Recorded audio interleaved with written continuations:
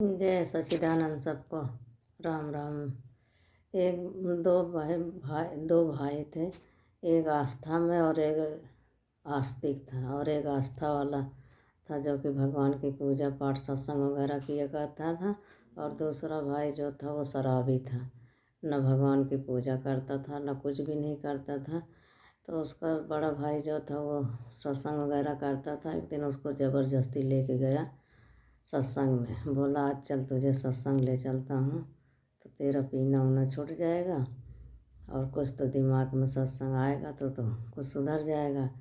फिर बड़े ज़बरदस्ती से ले गया।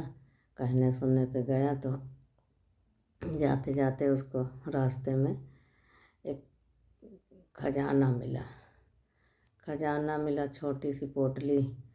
तो उसने सोचा कि सत्संग जा रहा हूँ, मुझे खजाना मिला। उसी लालच में वो वापस गठरी ले लिया, पुटकी वो छोटी सी जो उसमें खजाने की मिली, वो घर वापस चला गया।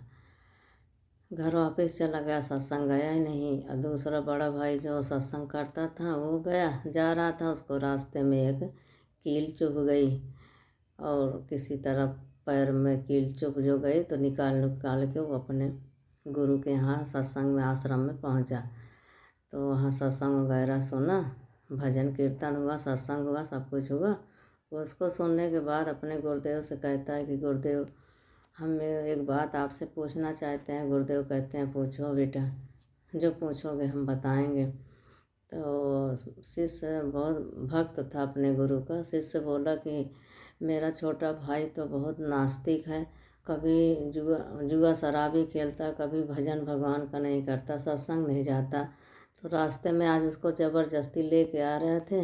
रास्ते में उसको एक पोटली मिली जो उसमें सोना चांदी भरा था, और वो उसको पाते ही लालच में आया, वापस चला गया, घर चला गया, सत्संग नहीं आया। अब मैं हमेशा भजन कीर्तन करता हूँ, सत्संग करता हूँ, आश्रम आता हूँ, आपका दर्शन भी करता हूँ, फिर भी रास्ते में मेरे ऐसी कील चुभी कि मैं किसी तरह बच के निकाल के उसको बच के आया। पैर में बहुत खून निकल रहा था, बचते बचाते आया। आपसे यही सवाल करने की ऐसा क्यों हुआ। गुरुदेव ने कहा बेटा चलो बैठो, मैं आपको विस्तार से बताता हूँ। तो गुरुदेव कहते हैं कि शिष्य बोल, जो तुम्हारा छोटा भाई था वो उसको बहुत बड़ा राज्य मिलना था, खजाना बहुत बड़ा मिलना था, लेकिन उसने अपना कर्म बिगाड़ लिया। जुआ शराब में सारा दिन बिताया, कभी भगवान का भजन कीर्तन नहीं किया, सत्संग भी नहीं किया, सारा अपना जीवन व्यर्थ गंवा दिया। इसके कर्म ऐसे खोटे थे कि वो राज सिंहासन मिलते मिलते, राजा बनते बनते उसने छोटी सी पोटली पाई और उसी में खुश होकर वो वापस लौट गया। और जो तुम कह रहे हो कि मेरे कील लगी थी, तो बेटा तुम्हारी आज मौत लिखी थी। सत्संग आ रहे थे, तुम्हारे रास्ते में मौत लिखी थी, लेकिन सत्संग करते हो, भजन कीर्तन करते हो, गुरु का दर्शन करते हो, इसीलिए तुम्हारी मौत टल गई। तुम्हारे पैर में एक कील चुभ के रह गया और तुम्हारी मौत टल गई। तो हमारे दरबार में हमारे दर्शन के लिए आए। इसीलिए कहते हैं सब कि सत्संग ज़रूर करना चाहिए।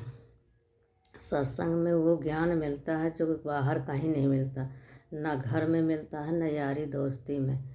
इसीलिए कहते हैं कि सत्संग को जाना चाहिए। बिन सत्संग विवेक न होई, हरि कृपा बिन सुलभ न सोई।